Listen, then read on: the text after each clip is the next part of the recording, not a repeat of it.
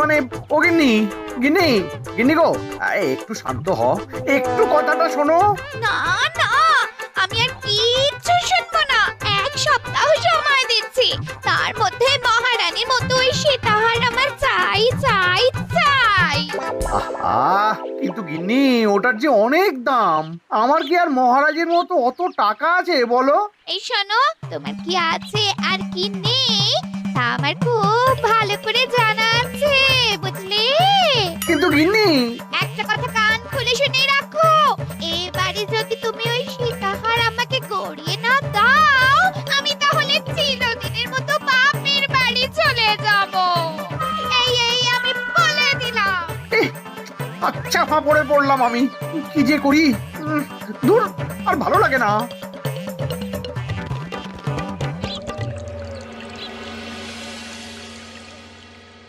আজকে তোমাদের সকলের কাছে আমার একটা প্রশ্ন আছে। বলুন মহারাজ।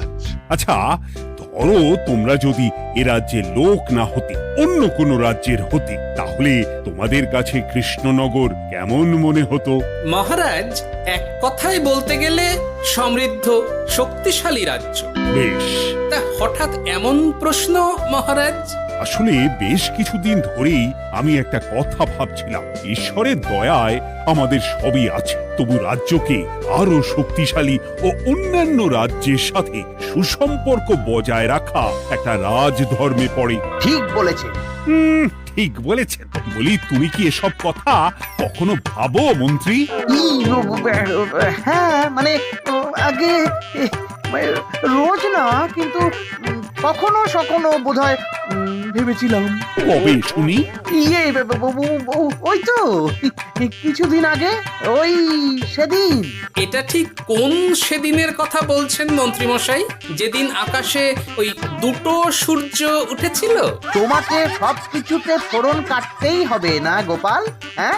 কি আর করি বলুন, আপনার কষ্ট যে আর সহ্য হয় না। যাই হোক, মুদ্রা কথা হলো, এসব কথা মাথায় রেখে এখন আমাদের কিছু করা উচিত। কিন্তু কি করা উচিত সেটা আমি ঠিক বুঝতে পারছি না। এই একটা করে রসগোল্লা খাওয়ালে কেমন হয়? এই, তুমি থামবে? মহারাজ, আমার কাছে একটা উপায় আছে। 10 দিনের একটা মিলন মেলার আয়োজন করলে কেমন হয়? খুব বাজে হবে। একটা মেলা কত ঝামেলার কাজ সেটা বোঝো? একেই কত খরচ, তার উপর আবার অনেক লোক।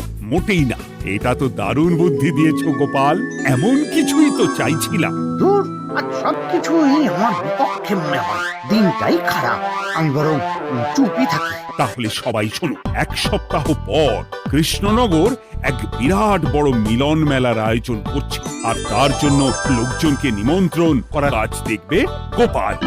যথা আজ্ঞা মহারাজ। আর মন্ত্রী, ভালো করে শুনে রাখো, মেলা প্রাঙ্গণ সাজানো, ঠিকঠাক নিরাপত্তা, এসব তোমার দায়িত্ব। আচ্ছা, কিন্তু বলছিলাম যে সবকিছু ভালো করে করতে গেলে খরচও তো। ওসব নিয়ে তোমাকে চিন্তা করতে হবে না। যত খরচই হোক আমাকে বলো, আমি দেব। আরে বাস, তো দারুণ ব্যাপার। এই ফাঁকে যদি কিছু আমারও লাভ হয়ে যায়, তাহলে গিন্নির গলার হারটার কিছু একটা করতে পারবো। বেশ, তাহলে প্রত্যেকে নিজেদের কাজ শুরু করে দাও।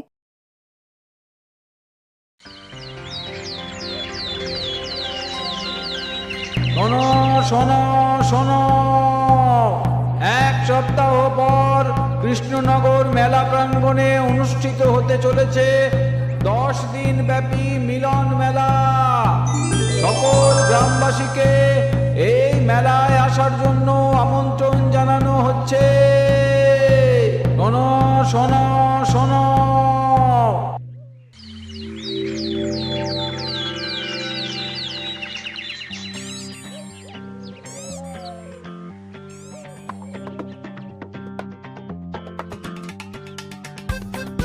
বাহ বাহ বাহ, ঠিক যেমনটা চেয়েছিলাম তেমনটাই হয়েছে। আর এসব কিছুর জন্য আমি গোপালকে ধন্যবাদ জানাতে চাই। কি যে বলেন মহারাজ, এই কৃষ্ণনগর তো আমার নিজেরই পরিবার। সেসব আমরা খুব ভালো করেই জানি গোপাল। আদিক্ষেতা একেবারে উতলে পড়ছে, এসব দেখে গা জ্বলে যায়। তোমার এই এত ভালো বুদ্ধি দেওয়ার জন্য আমি তোমাকে 50টি স্বর্ণমোহর উপহার দিতে চাই। এটা কি হলো? এরকম হলে কিন্তু আমি খেলবো না। কেন মন্ত্রী, তোমার আবার কি হলো? আমিও তো মেলার আয়োজন করেছি, তাহলে গোপাল একা কেন উপহার পাবে? সে তো মেলার জন্য অনেকেই কাজ করেছে, কিন্তু আসল বুদ্ধিটা তো দিয়েছে গোপালই। মন্ত্রী মশাইয়ের বোধহয় খুব হিংসা হচ্ছে। ঠিক আছে মহারাজ, আপনি বরং এই উপহার সকলের সাথে ভাগ করে দিন। না গো, কোনো ভাগ চাই না, তোমার উপহার তুমিই রাখো। যত সব।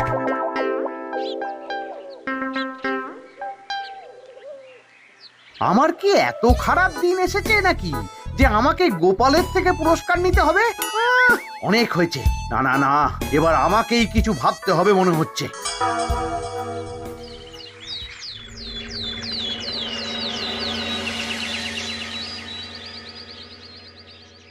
আমার আমার সব শেষ হয়ে গেল গো, সব শেষ হয়ে গেল। এবার এবার আমার কি হবে? মহারাজ, মহারাজ কিছু একটা করুন, মহারাজ কিছু একটা করুন। চিন্তা করো না, আমি দেখছি, যারা দোষী তারা শাস্তি পাবেই। কি শুরু হলো বলো তো হঠাৎ করে? এত বড় বড় চুরি ডাকাতি হয়ে গেল, অথচ কেউ কোনো টেরই পেল না। হ্যাঁ মহারাজ, আসলে রাতের বেলা যখন সবাই ঘুমিয়ে থাকে তখন এই চুরি ডাকাতিগুলো হয়, তাই কেউ কোনো শব্দ পায় না। ভালো করে অনুসন্ধান করো, যে বা যারা এই কাজ করছে তাদের যত তাড়াতাড়ি সম্ভব ধরে ফেলতে হবে, নইলে তো আমাদের প্রজাদের অনেক ক্ষতি হয়ে যাচ্ছে। হ্যাঁ মহারাজ, আপনি কোনো চিন্তা করবেন না। কোথায় আনন্দ করে সব প্রজারা মেলা ঘুরবে তা নয়, আবার এই উটকো ঝামেলা। একটা কথা বলছি, কিছু মনে করবেন না। আসলে এই ঝামেলার কারণ হলো গোপাল। আমি ঠিক জানতাম কোনো না কোনো ভাবে আপনি আমাকে দোষ দেবেন। সত্যি তো, এসবের সাথে গোপালের কি সম্পর্ক? ওরই তো সম্পর্ক আছে মহারাজ। মেলা শুরু হলো আর তার সাথে চুরি ডাকাতিও। আর যদি গোপাল মেলার বুদ্ধিটা না দিত তাহলে রাজ্যে এত চুরি ডাকাতিও বাড়তো না। মানছি মন্ত্রী মশাই, মেলার বুদ্ধিটা আমার, কিন্তু মেলার নিরাপত্তা রক্ষা তো আপনার দায়িত্ব ছিল। যদি মেলা থেকেই এই ঝামেলা শুরু হয় তাহলে তো আপনার কাজেও ফাঁক আছে। মুখ সামলে কথা বলো গোপাল। আহ, তোমরা একটু থামবে? এখন নিজেদের মধ্যে ঝামেলা করার সময় নয়। সবাইকে একসাথে কাজ করে আসল চোর ডাকাতদের ধরতে হবে, তারপর বোঝা যাবে কার দোষ ছিল আর কার নয়। আগে মহারাজ।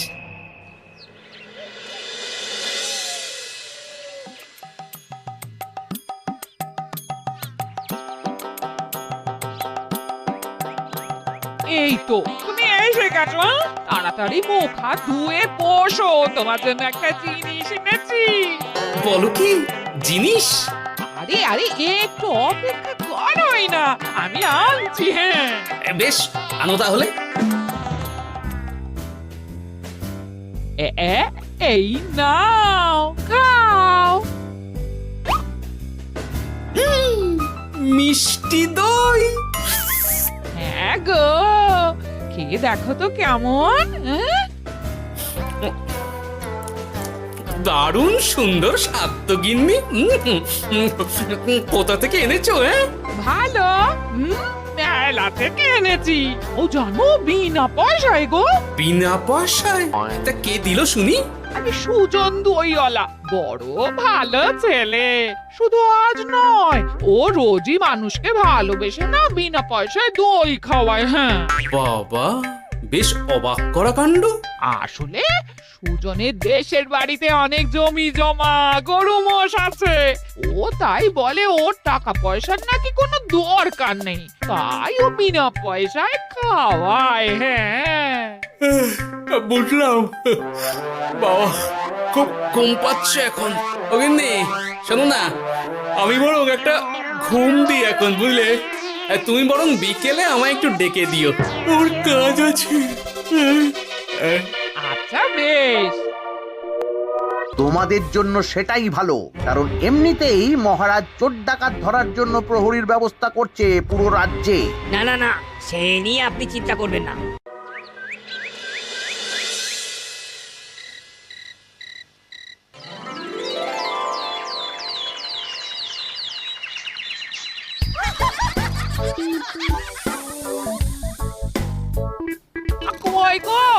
নইলে আর কতক্ষণ ঘুম হবে? সকাল তো হয়ে গেল। সে কি গিন্নি, সকাল? তোমাকে যে আমি কতবার বললাম আমাকে বিকেলে ডেকে দেবে। তা বলি কবেকার বিকেল? গতকালে না আজকে? তোমার বুদ্ধিতে কি বলে গিন্নি? আমার বুদ্ধি নিয়ে কথা বলো, আগে নিজের ঘুমকে দেখো। গতকাল বিকেল থেকে ডেকে ডেকে গলা ব্যথা হয়ে গেল, কিন্তু ওনার ঘুম আর ভাঙে না। হতেই পারে না। পারে না? ওদিকে কাণ্ড দেখো, রাতের খাবার পর্যন্ত পড়ে আছে। আজব কাণ্ড। যাই হোক, অনেক দেরি হয়ে গেছে বুঝলে, আমাকে এক্ষুনি রাজসভার জন্য বেরোতে হবে।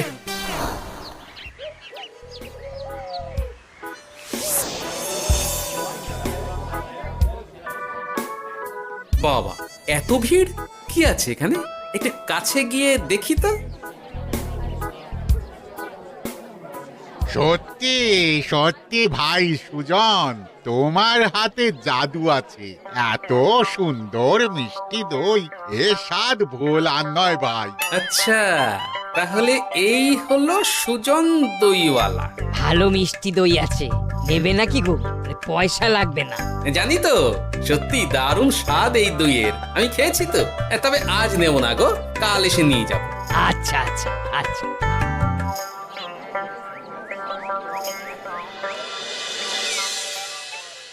আর কোনো নতুন খবর পেলে ওই ডাকাতদের ব্যাপারে? না মহারাজ, এখনো ঠিক ধরতে পারিনি। ওরা বোধহয় বুঝতে পেরে গেছে যে আমরা খোঁজ করছি। মহারাজ, আমার মাথায় একটা নতুন বুদ্ধি এলো। রাতের বেলা করে সব বাড়িতে পাহারা দেওয়া শুরু করলে কেমন হয়? সব চুরি তো রাতেই হচ্ছে। আরে, এ তো দারুণ বুদ্ধি। কিন্তু মহারাজ, আমাদের রাজ্যের প্রহরীরা রাতের বেলা কি করে পাহারা দেবে? কেন কেন, কি সমস্যা? অনেক সমস্যা আছে। তাদের শরীর খারাপ হতে পারে, তার চেয়েও বড়, রাত জেগে থাকলে দিনে তারা সকলে ঘুমোবে, তখন পুরোটাই বেকার হবে। কিচ্ছু বেকার হবে না মন্ত্রী মশাই, আমাদের প্রচুর সেনা আছে, তাদের সকলকে দায়িত্ব ভাগ করে দিলেই হয়ে যাবে। তুমি বেশি বোঝো। গোপাল তো কিছু ভুল বলেনি মন্ত্রী, আমরা পাহারা বাড়াবো। আমি আজই সব সেনাদের সাথে কথা বলছি। সেনাপতি, তুমিও এ ব্যাপারটা একটু দেখো। যথাজ্ঞা মহারাজ।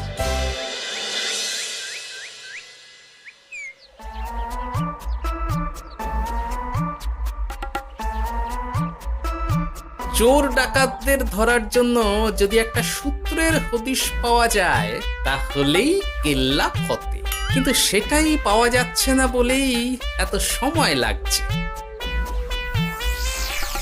আরে, ওটা মন্ত্রী মশাই মনে হচ্ছে না? আড়ালে দাঁড়িয়ে এরকম কার সাথে কথা বলছে? এবার আমি যা বলছি ভালো করে শোনো। আজ রাতে মেলার পিছনের দিকে যে মাঠটা আছে সেখানে চলে এসো। বাকি কথা ওখানেই হবে। এই জায়গা নিরাপদ নয়। বেশ রহস্যজনক ব্যাপার। মেলার পিছনের মাঠ বলল না?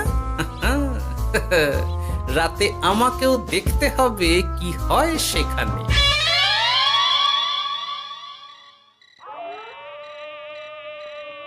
উফ, কি মশা রে বাবা!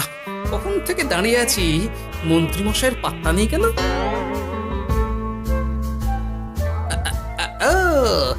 ওই তো চলে এসেছে।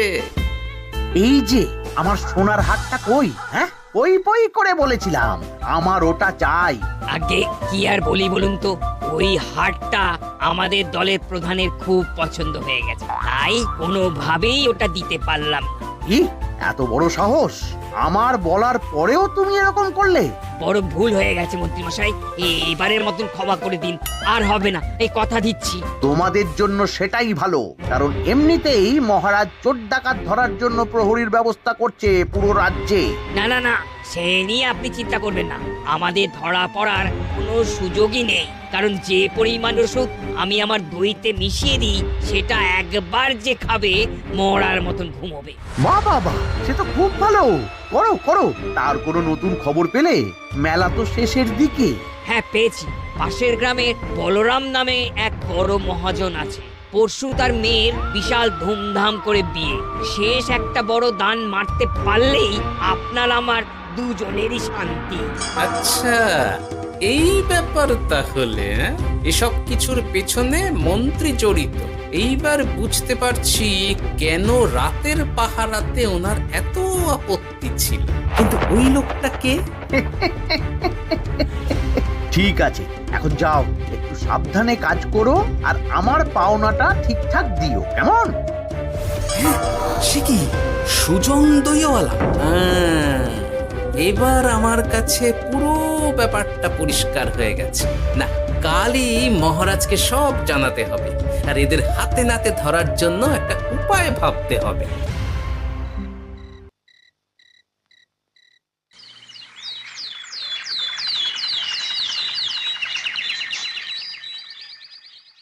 আরে এসো এসো, তোমার জন্যই তো অপেক্ষা করছিলাম। কি এমন জরুরি কথা আছে যে একান্তে দেখা করতে চাইলি? কোন মুখে বলি মহারাজ, সর্ষের মধ্যেই যখন ভূত তখন আর কি।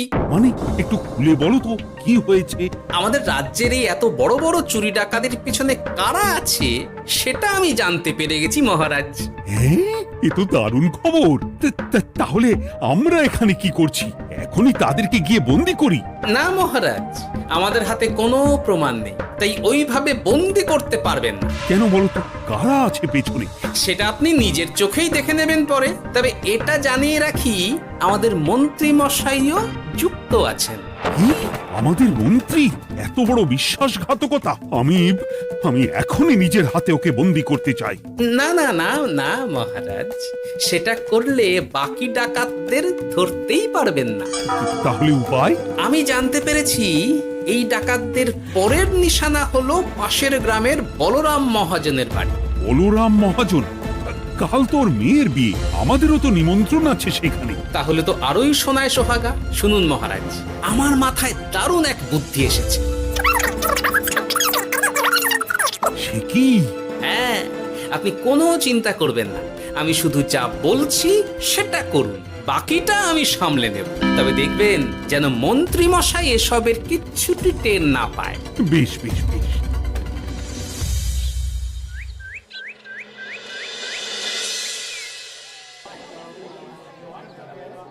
আর তো কিছুক্ষণ, এরপরেই তো সন্ধে নামবে। তোমার সবকিছু তৈরি তো? হ্যাঁ মহারাজ। আরে মহারাজ আর গোপাল কানে কানে এত কি কথা বলছে, আমাকেও জানতে হবে সেটা। ওই যে আসছে মরকটটা, আমার আর ওকে এক মুহূর্ত সহ্য হচ্ছে না। মনে হচ্ছে গুদুম গুদুম করে ওর মাথায় গাঁটটা মারি। শান্ত হন মহারাজ, দয়া করে শান্ত হন আর একটুখানি, তারপর আপনি মন্ত্রী মশাইয়ের সাথে যা ইচ্ছে করবেন। ওর আমি বরং অন্যদিকে যাই, মুখ দেখলেই আমার মাথাটা গরম হয়ে যাচ্ছে। সেই ভালো। কি হলো ব্যাপারটা? যাই হোক, আর তো কিছুক্ষণ, তারপর আমার বিশাল লাভ হবে। বরং ততক্ষণ আমি পেট পুজো করি।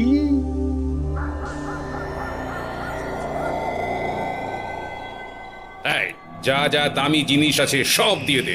এই তো খেলা শুরু। এবার আর আমায় পায় কে? ও বাবা, এরা আবার কারা? সত্যি গোপাল দারুণ চাল চেলেছে। এই তোমরা এখানে কি করতে এসেছো? কেন, তোমরা যা করতে এসেছো? ডাকাতি? এমন তো কোনো কথা ছিল না। কার দলের লোক তোমরা? মন্ত্রী মশাইয়ের দলের লোক। এই রে, কি বলছে সব? কোথায় কোথায়? এই এই মন্ত্রী মশাই, এই কি বলছে এরা?